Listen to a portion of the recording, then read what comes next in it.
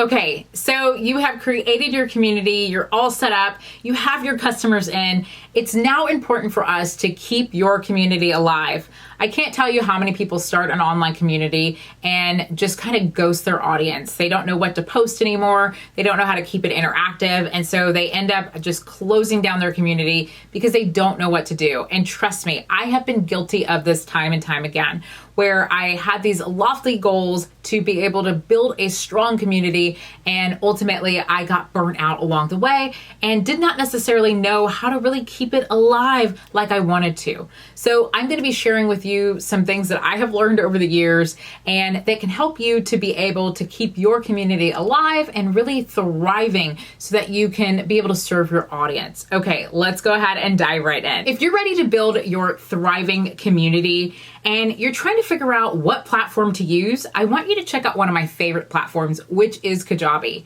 You can build your community, host memberships, online courses, coaching programs, email marketing, your website, your funnels, and so much more.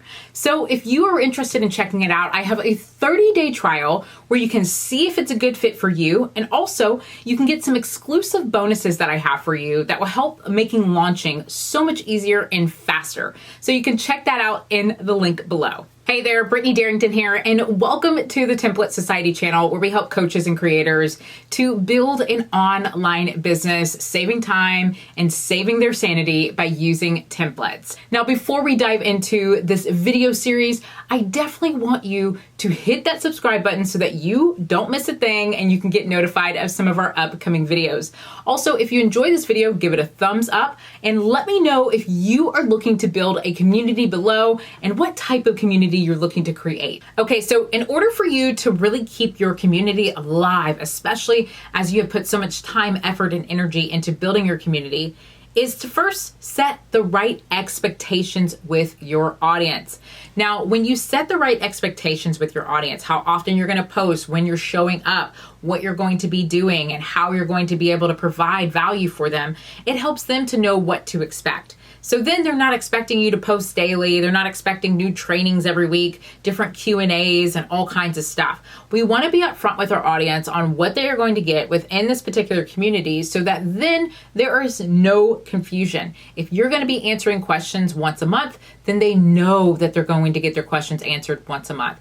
If you are going to be providing resources on a specific thing once a month, they know what they're going to get. So it's important for you to set those expectations with your audience so that then when they come in, they're not expecting anything crazy or feeling like they got gypped because they didn't receive XYZ. Maybe they have other expectations in their mind if you don't set that for them properly. Now, to keep your audience alive and really keep this community going, it's important that you batch and schedule your content. I can't tell you how many people have these great ideas to post in their audience. They want to go live weekly. They want to be able to do Q&As. They want to provide resources.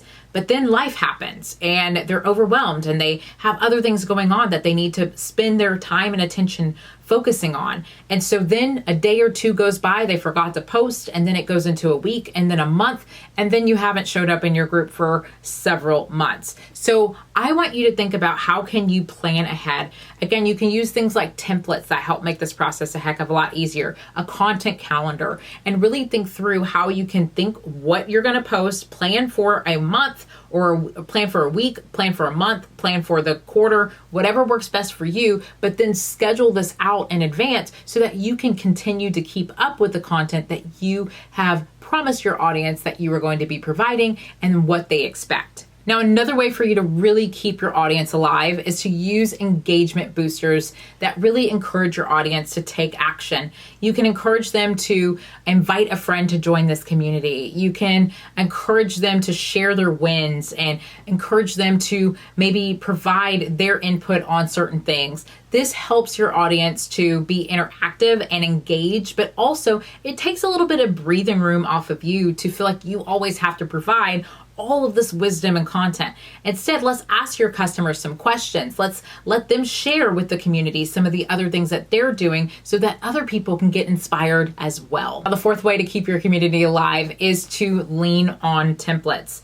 This is the Template Society, so I always mention template. Whether it's templates for emails or templates for captions or templates for my graphics, it really helps to make this process a heck of a lot easier versus starting from scratch every time. Because you will find that when you don't have as much time as you would like to allocate to things, you start to ghost your audience. So let's think about ways that it could be easy for you to create the content, but still provide a ton of value for your audience. So really lean on templates when you can, as this can help to make this process a heck of a lot easier, especially when you're creating loads of content for your audience. Now, another great way for you to keep your community alive is to create micro moments and not big productions.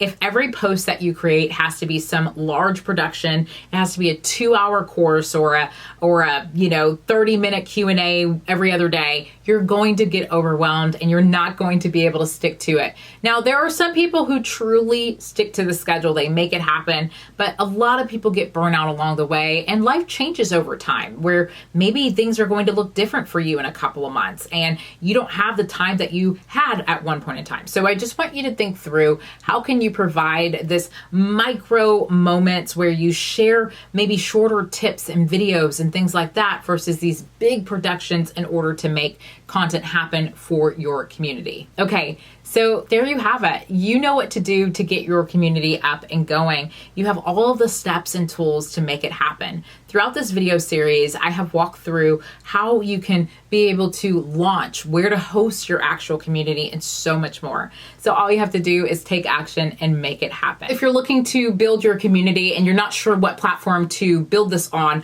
I highly recommend that you check out Kajabi. I have a 30-day trial for you that will allow you to jump on, see if this is a good platform, and see if it's a good fit. And also I have some exclusive bonuses that will help making launching so much faster. You can check that link out below.